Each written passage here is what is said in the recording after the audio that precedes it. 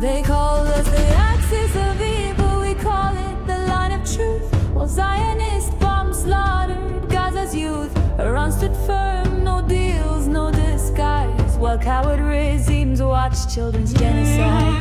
It was Iran that roared when others stayed quiet. When Al-Quds bled, Tehran sparked the riot. And while Israel plotted with Delhi in shame to strike Pakistan's heart, Iran blocked the flame.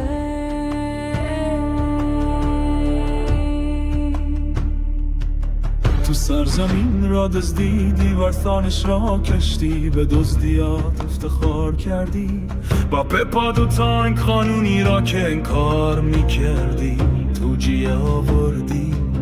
این موجودیت صهیونیستی یک کشور نیست، فرق هست از نفرت و جنگ. ساخته شده بر استخوان‌ها، غسل در خون و مست از جنایت‌های بی شما.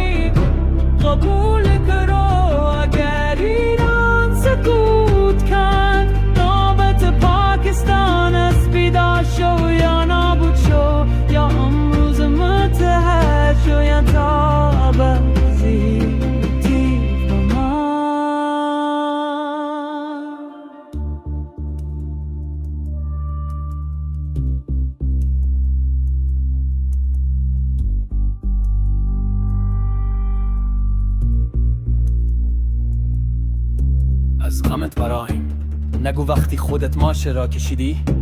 تو کلاسای کودکان را سوزاندی و زخمی ها را از نور محروم کردی. هیچ مقاومتی نمیتواند چرا که در هر خیابان انجام دادی. شکند تو بانیت نوزادان را کشتی، پشت دروغ ها و توییتایت پنهان شدی.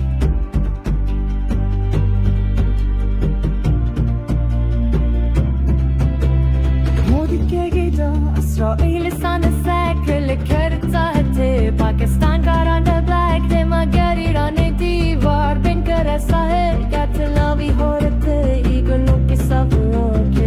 نتانیاہوات میں بولا یہ ملک خطرہ رہے پر اسرائیلی داروں بھارتی اڈے کے صف میں تھا. اگر ایران نہ آتا ہم یہاں گرتے. اب فیصلہ ہے تمہارا، جاگو یاد فن ہو جاؤ چاپ رکھے.